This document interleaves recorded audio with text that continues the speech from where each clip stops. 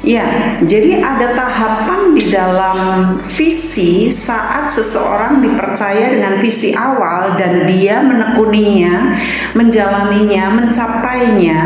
Jadi seperti iman kepada iman, kemuliaan kepada kemuliaan. Ya, jadi visi kepada visi berikutnya.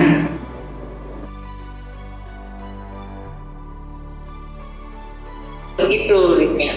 Nah, saya ingin lagi waktu tentang saya. Berapa tahun yang lalu saya dalam kaitannya dengan visi ini bahwa kita ini tidak lebih dari guru kita juga ya. Kalau kita dianiaya, kita dicerca, kita dimaki, kita dihina, kita difitnah, dikhianati, ya itu kita sudah memiliki teladan-teladan sebelum kita, jadi kita nggak kaget gitu ya. Iya, puji Tuhan. Itu bagian dari visi. Kata Paulus bahkan kita mendapatkan anugerah untuk menderita bersama dengan Kristus. It's amazing waktu kita tahu bahwa kemarin mereka mengeluh-elukan Hosana, Hosana, besok mereka berkata salibkan dia. Jangan kaget kalau hal itu terjadi. Saya menganggapnya sebagai keberuntungan buat saya kalau saya sudah dilayakkan untuk dianiaya. Luar biasa. Visi ini penglihatan dan dilihat hanya dengan mata iman. Ya.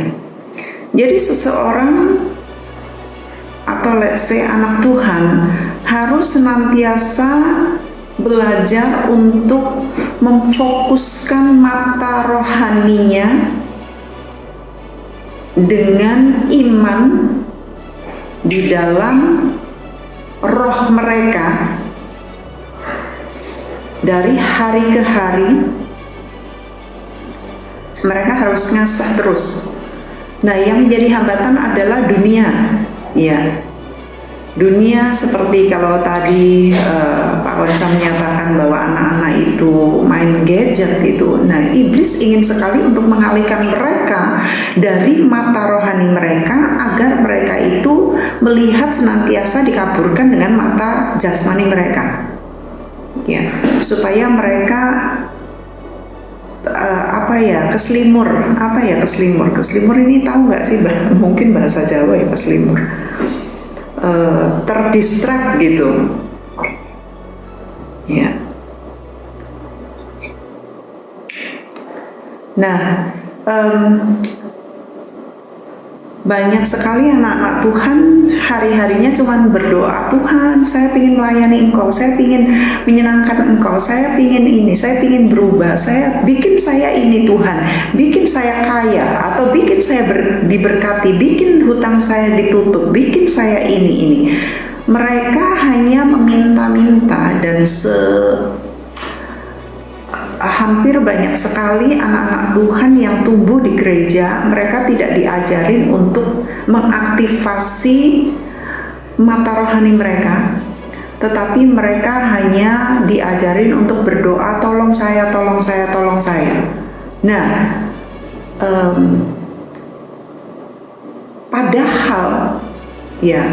padahal visi itu adalah sesuatu yang solid, sesuatu yang bisa dipegang gitu ya.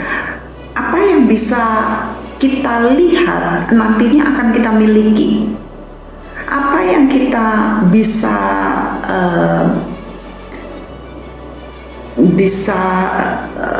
imagine ya, bisa imajinasikan, maka itulah yang nantinya akan terwujud. You receive what you believe. You possess what you confess. Jadi apa yang saudara sampaikan, katakan di alam roh, saudara imani, itu yang saudara dapatkan. Tapi saat saudara menyatakan yang negatif, seperti keadaan apa adanya yang saudara lihat dengan kasat mata, maka itu juga yang akan saudara dapatkan. Kalau saudara melihat sesuatu dan saudara mengeluh, itu yang saudara dapatkan. Tetapi saat saudara melihat sesuatu yang berbeda, dengan mata yang berbeda, saudara berada di atas situasi, maka saudara akan mendapatkan result, dampak yang berbeda, hasil yang berbeda. Jadi, itu adalah langkah iman. Saudara adalah manusia roh, saudara tidak bisa hidup dengan mata jasmani. Saudara latih, saudara punya mata rohani. Jadi mulailah saudara mengatakan apa yang saudara inginkan. Confess, and you will possess it. Believe, and you will receive it. Nah, itu sebabnya diperlukan mata rohani dengan iman yang diaktifasi, yang dikerjakan prosesnya di alam roh agar bisa mencapai mewujudkan visi itu. Ya, kenapa di dalam Kejadian 1 Tuhan senantiasa berkata begini, maka Tuhan berkata, ya, Tuhan berfirman, jadi dia katakan, dia sudah punya imajinasi, lalu dia katakan, lalu itu terjadi, itu diyakini dan itu jadi solid gitu. Jadi dari kata-kata, dari imagination, ya, kan sebelum Tuhan memperkatakan, Tuhan punya imagination dulu dong, ya, iya kan? Tuhan memikirkan, maka jadilah terang. Dia harus mikir dong, terang itu seperti apa, ya, iya kan? Baru dia mengatakan dan kemudian jadi sesuatu yang solid. Jadi visi ini sebenarnya sesuatu yang sangat solid gitu. Hanya saja dibutuhkan iman dan harapan untuk mencapai mewujudkan visi tersebut. Ya. Nah, banyak anak Tuhan yang tadi saya katakan hanya Tuhan tolong saya, Tuhan tolong saya. Tapi sebelum mereka itu mengimajinasi dan kemudian mengharapkan lalu memperkatakan, sebelum mereka mengubah cara pikir mereka, maka mereka tidak akan mendapatkannya. Dan saya berpikir bahwa tidak hanya sampai di situ, tetapi dibutuhkan persistensi, kegigihan, ya. Kegigihan. Nah, banyak anak Tuhan gak gigih di dalam mengejar visinya atau di dalam berdoa mengharapkan apa yang dia ingini. Saya tadi pagi dengerin khotbah ya, bahwa ini sebenarnya umum sekali ya. Abraham percaya dia mengemban visi itu 25 tahun sampai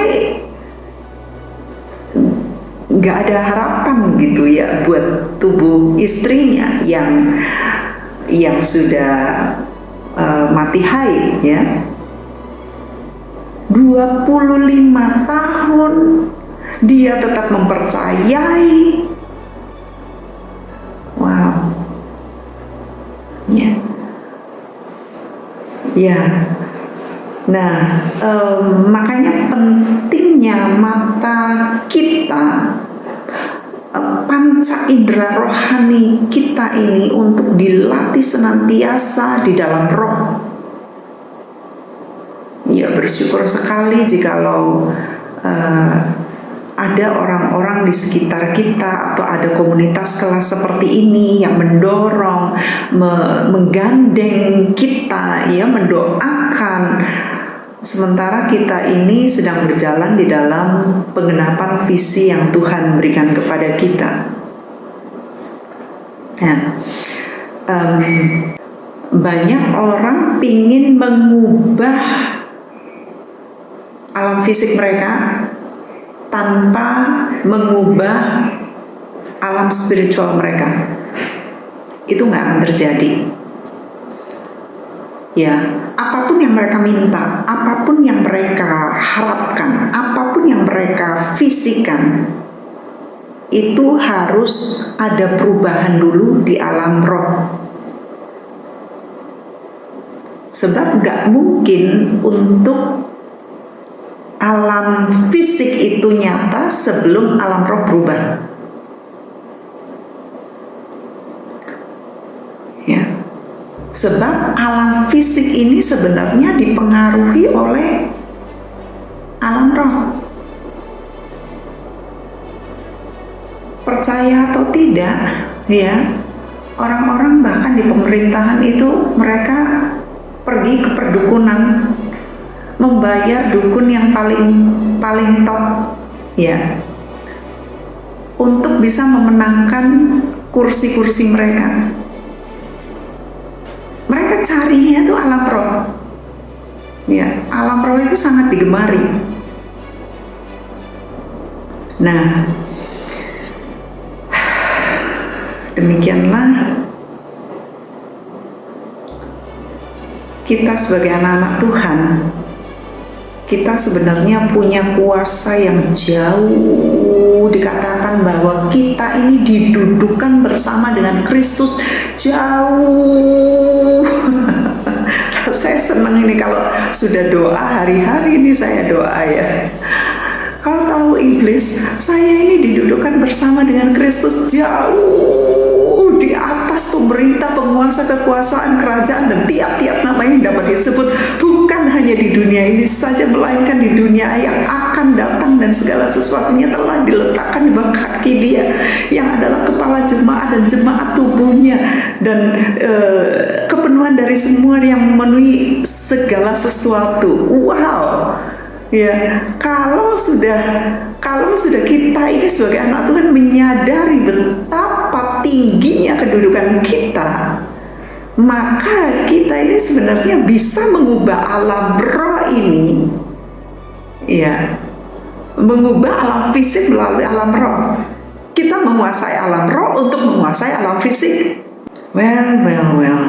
Jadi penglihatan ini, kembali kepada penglihatan, sangat penting sekali. Makanya firman Tuhan ada yang mengatakan bahwa jikalau matamu gelap, ya, maka gelaplah seluruh tubuhmu, seluruh penglihatanmu, seluruh kehidupanmu. Jadi mata ini sangat penting sekali. Mata ini selain jendela hati, ya. Kalau matanya gelap, nggak bisa melihat ke depan. Gift yang terbesar atau gift yang sangat besar sekali yang pernah Tuhan berikan kepada manusia itu bukan penglihatan fisik, ya, penglihatan mata jasmani, tetapi visi.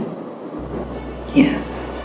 Kalau mata ini fungsinya hanya sejauh melihat, tetapi justru dengan penglihatan mata jasmani ini, imajinasi kita ini bisa membawa kita, melencengkan kita ke arah yang bukan dari Tuhan, ke arah kedagingan, ke arah keduniawian.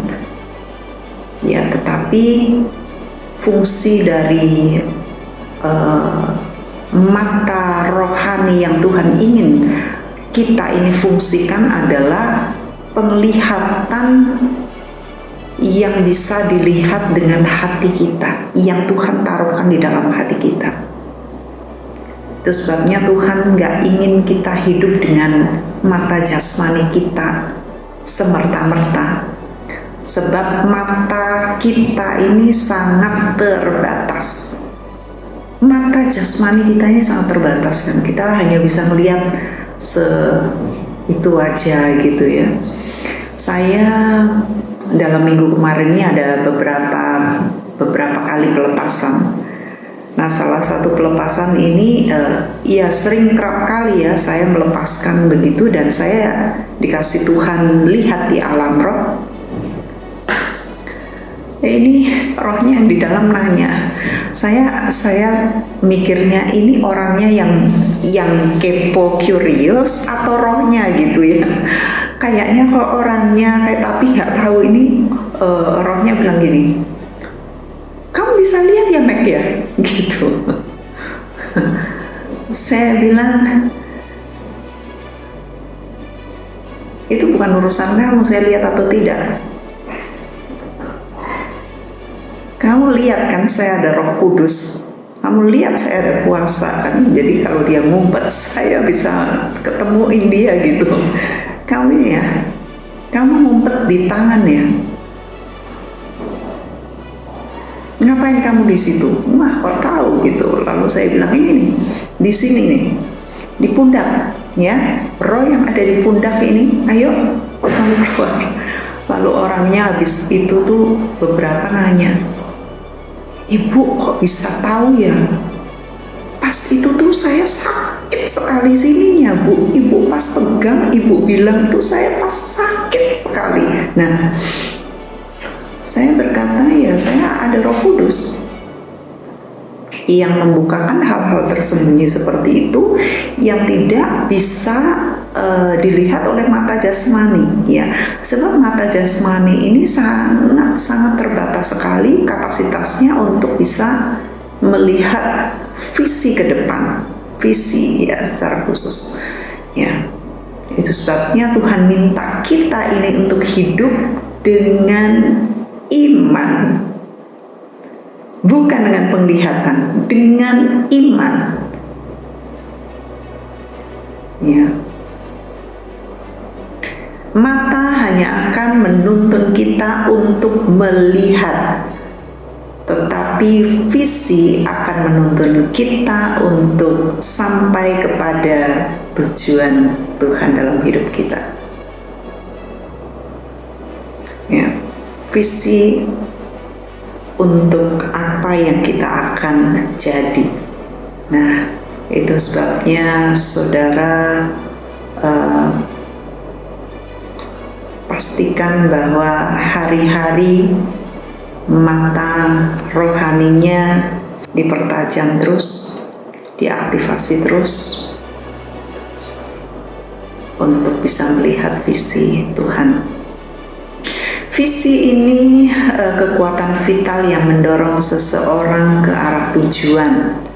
Visi ini seperti roh ya dalam kegerakan seseorang. Visi ini juga seumpama oksigen dalam kegerakan hidup manusia. Jadi kalau nggak ada visi, seperti tadi Pak Oncam katakan ya kepada anak-anak, maka ya rendah hati sekali, seperti orang buta menuntun orang buta. Ya memang, karena kalau nggak ada visi berarti kan nggak lihat. Kalau nggak lihat kan berarti buta ya. Tetapi orang berpikir bahwa dengan matanya mereka bisa ini dan itu. Saya ingat kalau Bapak Ibu tahu ya, yang namanya Fanny Crosby, dia perempuan, dia pernah melihat dulunya, tapi kemudian buta ya. Kalau nggak salah di umur 12 tahun gitu. Tapi kemudian dia menuliskan himnal yang banyak sekali, kalau nggak salah sampai 2000 ya himnalnya. Salah satunya lagunya pasti Bapak Ibu tahu nih kalau seleting saya. He hideth my soul in the cleft of the rock. Ya, tahu ya lagu itu. Jadi dia berkata bahwa Tuhan menyembunyikan aku di balik gunung batu itu seperti Musa. Ya. Supaya apa? Supaya dia bisa melihat kemuliaan Tuhan.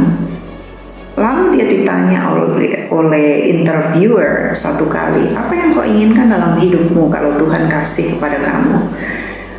Yang dia harapkan adalah jawabannya, saya ingin melihat, gitu kan.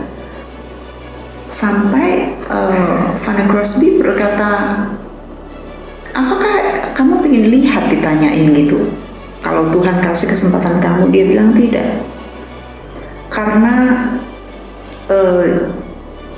saya sudah melihat dunia, dan dengan penglihatan mata jasmani saya khawatir itu akan memburamkan mata rohani saya yang saat ini saya disembunyikan, seperti disembunyikan di balik batu karang yang besar itu, seperti Musa, sehingga dengan itu dia bisa menciptakan himnal yang begitu banyak dan memberkati gereja-gereja Tuhan di seluruh dunia, diterjemahkan dalam berbagai-bagai bahasa di seluruh dunia, dan menolong anak-anak Tuhan untuk bisa bertemu Tuhan di dalam pujiannya. Nah, itu sebabnya visi ini ada di dalam kita, kegerakan, dia roh, dia oksigen, dia kekuatan vital yang mendorong kita sampai kepada tujuan. Ya, visi itu, dengan visi itu kita akan berkata, ini loh aku 5 atau 10 tahun yang akan datang. Ya. Ada saatnya demikian, tetapi ada saatnya nanti di mana Tuhan berkata, stop, trust me, aku akan mengoyakkan agenda kamu. Ada saatnya seperti itu. Tetapi untuk awal-awal baik juga untuk setting deadline untuk visi-visi Bapak Ibu supaya tidak ngelantur, supaya ada apa ya, supaya ngejar gitu ya, nggak ada deadline, procrastinate, penundaan, ada kemalasan dan molor-molor. Nah, itu diperlukan deadline. Ya, saya minta silakan Bapak Ibu mau sharing yang memiliki visi dan mau ditolong, dan apakah sudah ada deadline dan sebagainya.